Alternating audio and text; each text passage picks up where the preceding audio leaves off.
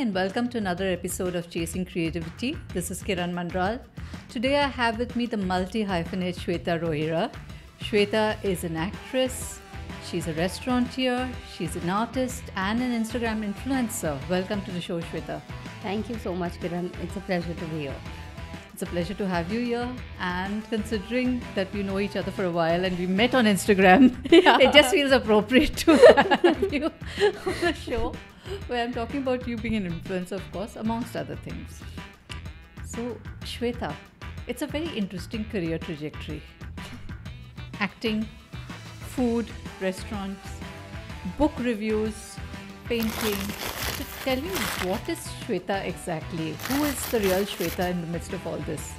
I think Shweta is an expressionist and she just uses all these forms in her way to express all of this. Because be it food, it's again art. Be it artist, you are expressing in a different form, like be it on Insta, be it on theatre. And even when I'm influencing, I'm spreading it in the form of art. So Shweta is an expressionist. Lovely. How did acting happen to you, Shweta? Oh, that was a coincidence. I really didn't want to get into acting. And in fact, there was this director producer that was a father-daughter story, and he was behind my life. And every time he approached me to play the daughter, I was like, I don't want to act. And then one day, I think after 2 months, I was walking by and I saw him. I said, oh, your movie's made. He said, no. In fact, it's going to be shot, and the father is going to be played by Kanwaljit Singh. I said, oh, can I play the daughter? Because I love him from the time I've been a little kid. I used to watch this Family Number One and I've loved him in Satte Pe Satta. So he's like, you didn't want to do it. I said, no, I want to just spend time with him. So can I do it? And that's how acting happened. And one followed the other, and then theatre happened. So theatre followed acting. So that's quite a reverse trajectory by itself, because normally people do theatre and then they get into acting.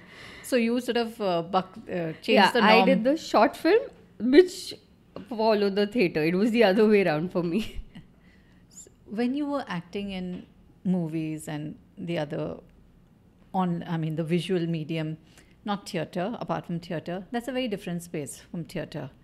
Then you go into theatre, which is a different space altogether, because it is live right now, audience reaction immediate, your response is immediate, you can't do cut and retake. How did you train for this? I think I really enjoy theatre because the best part is it's like my Insta lives that I do. Everything is on the go. There is no second take, just like life.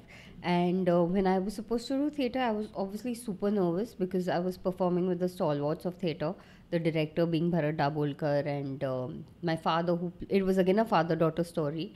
And everyone thought I was only doing father-daughter stories, be it short films or be it theatre. So everyone thought how the veteran actress Nirupama Roy had become the mother. For everyone. I had become the daughter. Sarvajanik daughter. Sarvajanik daughter. Father-daughter story hai, Shweta ko bol do. She's going to be a part of it. Cute hai, chulbuli hai, fit ho jayegi. And that's exactly all my roles are. I am actually playing me. Even in That's My Girl, the theatre that we were doing, it was a father-daughter, and I felt I was me. I just had to say those lines that were written by the director. Otherwise, it was a lot like me. So it wasn't really putting up an act. It was just coming naturally. So yeah, it just happened. It just happened.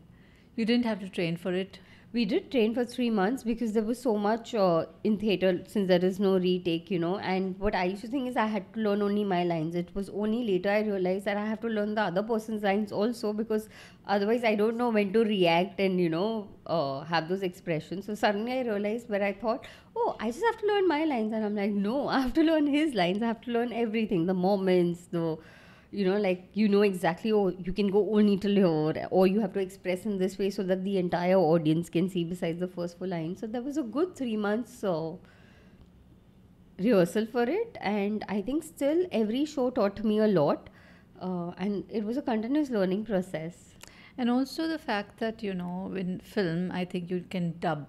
Now, of course, there's sync sound and whatever, but that gives you the leeway to, goof up on your lines on set and, get it retake. But in theatre, project your voice, say your lines.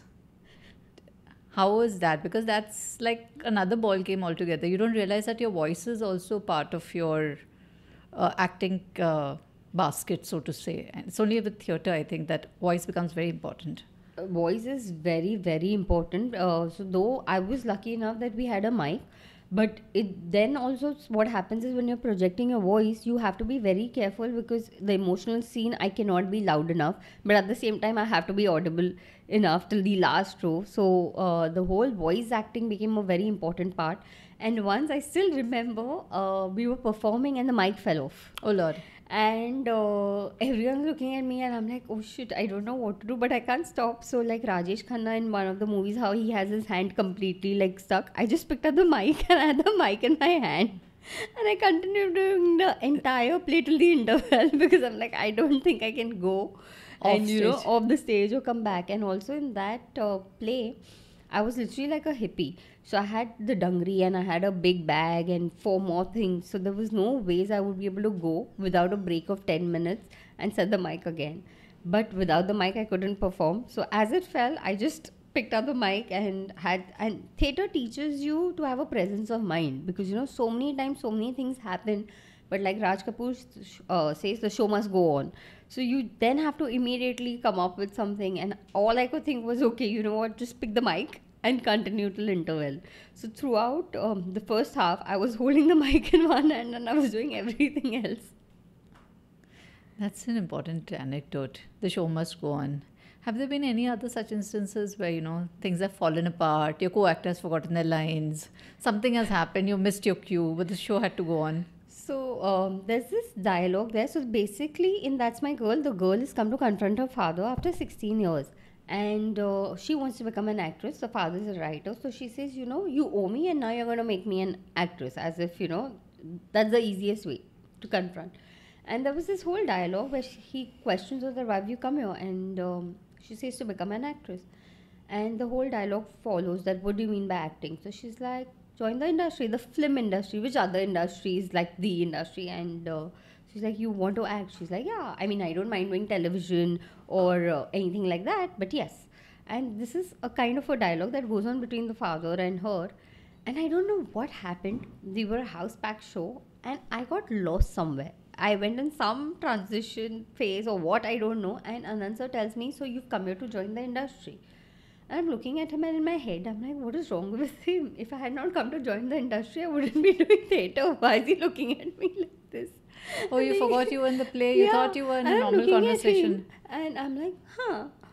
And then he realized that, okay, something is wrong with her today. So he walks up to me and he says my next dialogue, oh, you mean you've come here to join like the film industry because there's no other industry. So he's telling my dialogue from his. So I'm like, huh, na. He's hoping to jog your memory, Yeah. but nothing's getting Nothing. jogged. And I'm like, huh, na. And he comes and he's like, you mean you don't mind doing television? And I look and I'm like, yeah. And then from there came back. I don't know what had happened. So after that, Bharat sir was like, but at least thank God you didn't tell him what is wrong with you and all. You were like, huh. So after that, Bharat sir used to tease me. He's like, we can do this entire show in Hindi, Marathi and other languages also. Anand sir has to learn his dialogues and Shatal say, huh. That's it. And I don't know what happened. I got so much into the character that I completely forgot we are two different individuals. And I'm like, why would I be doing theatre? So I had a monologue going on. What's wrong with Anand sir? Not realizing it's me who's forgotten the lines. How adorable. Anytime when you get into the role, like you're talking, you completely got into this character, has there been any time where you couldn't get into character? You couldn't identify with who you were playing and that sort of made it difficult to do the role? So, if there have been anything like that, I haven't taken up the story only because for me it is very important to connect to the character at some point. Like, there was a story that came to me, which is a father daughter story again, but the relation was such that I could not connect with it, so then I just didn't take it. So, for me, it is very important to like what I'm doing. Even if it is small or big does not matter, but if I'm giving it few hours or few months, I need to totally be in it so that I can give my 100% to it. So you don't take it up as a challenge that I don't identify with this character, so I have to do it to sort of prove my acting skills to myself.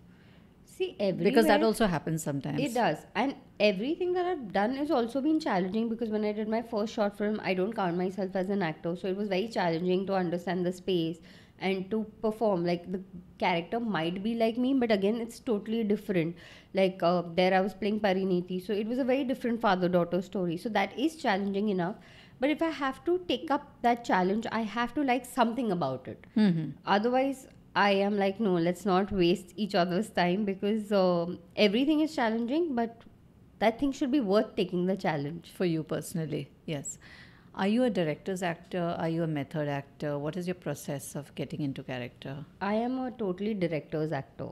I play the muse. I will never go and check the camera or the lighting or everything. For me, it's like the director needs to tell me what he expects out of me, and I will just do that. And I will have my suggestions, which I will tell the director. If he wants it, then I will incorporate it. If not, I'm totally like this fresh clay, mold me the way you want for your thing. Lovely. Have you been ever tempted to write and produce your own play? Not at all. Not at all. Not at all. I like, so for me, it's like I'm tempted to write a novel at some point, but to write and produce a play, no, because I don't want to. Like, for me, I just want to go there and enjoy that medium as an actor. The moment the curtain bell rings, I go on the stage and just do the stuff that people have told me to do. So I don't really want to write there. I want to write a book, but not a play. Write a book and not a play. We'll come to the books later. Tell me about how painting came about. So I've always enjoyed painting from childhood. I was not a athlete person, so I would always like to join hobby classes and all of that. In fact, there used to be these books that used to come, the World Book and the Childcraft book. So what today is a trend, do it yourself, was a part of Childcraft book. And I remember when I got the Childcraft book, the painting section, and there was this do it yourself. I took my nanny and I went in every house and I was like, koi bhi raddi hai to de do, and got all the scrap from all the houses in the building, which was like, we were a 7th floor building. So I had like almost 3 to 4 bags filled with scrap, and I made stuff out of it. And I think I was in 7th standard when I held my first exhibition. Everything lovely. was created from that. So painting has always been something that I've enjoyed as a hobby, to learn different kind of art and try and express myself, and that's how painting happened.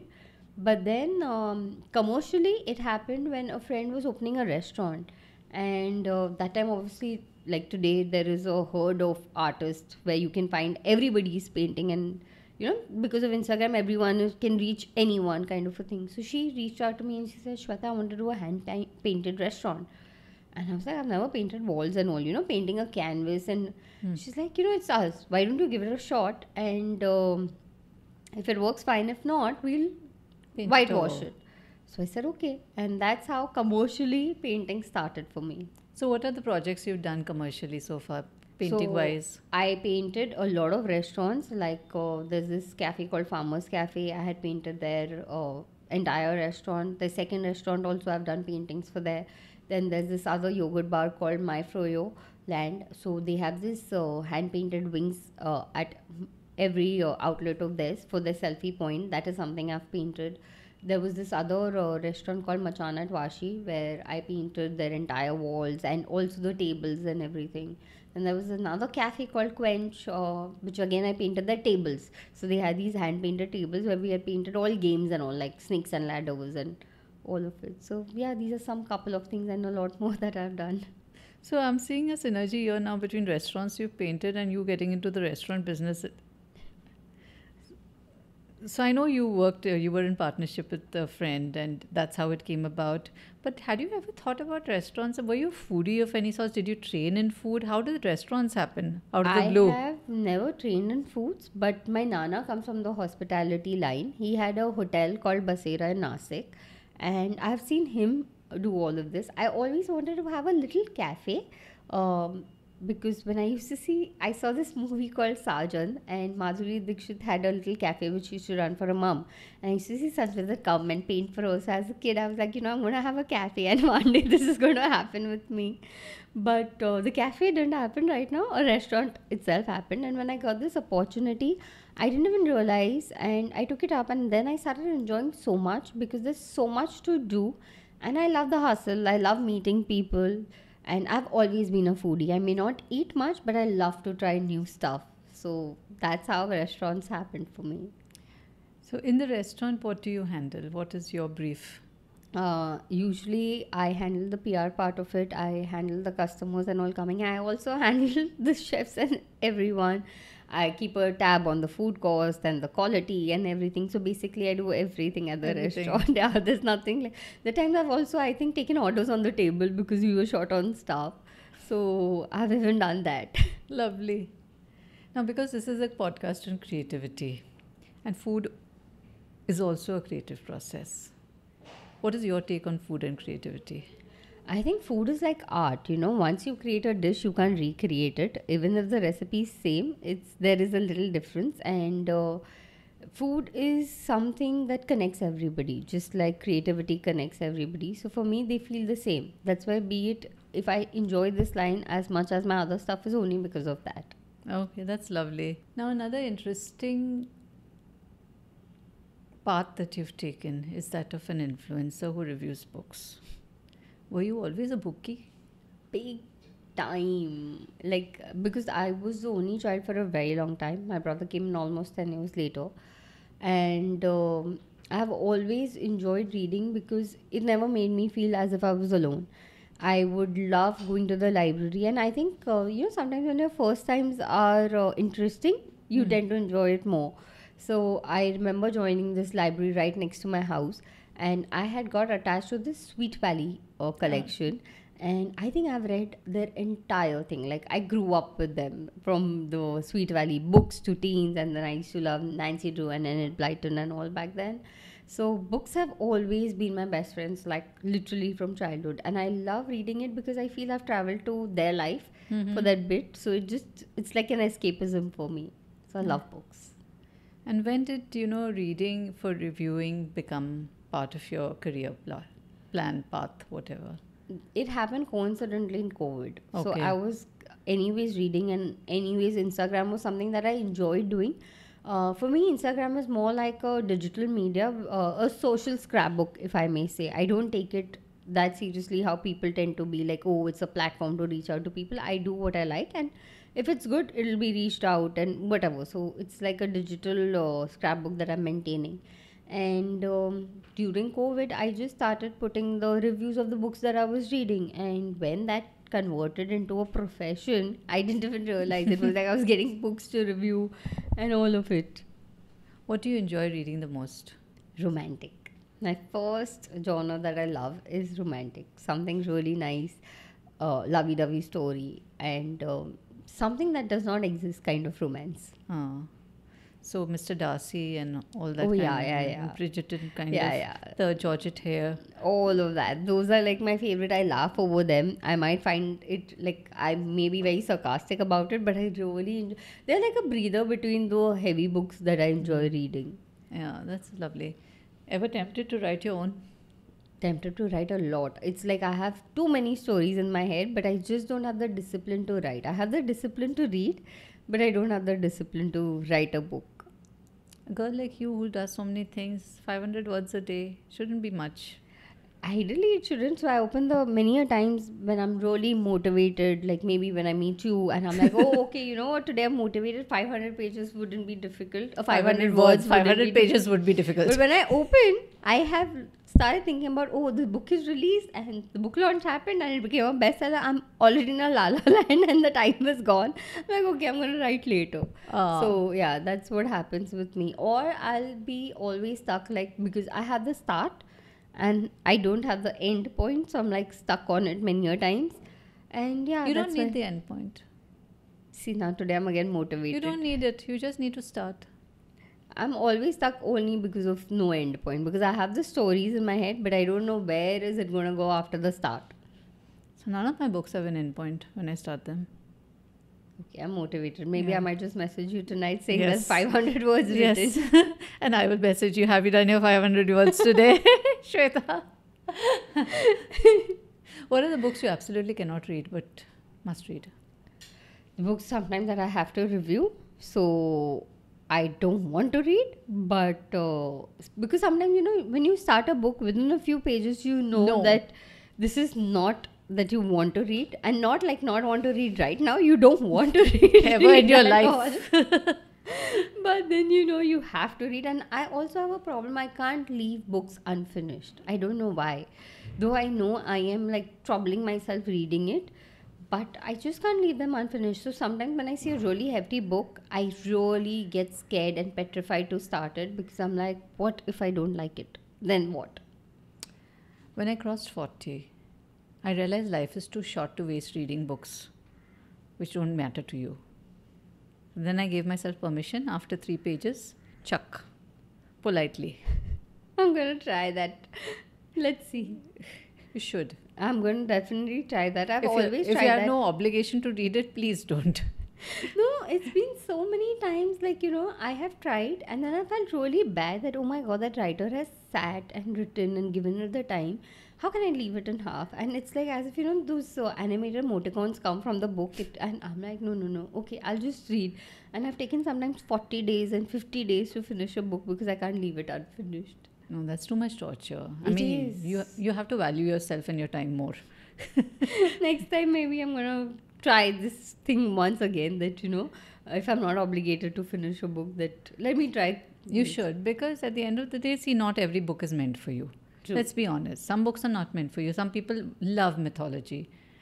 I don't get it at all. So it's not meant for me. I'm not going to force myself to read it.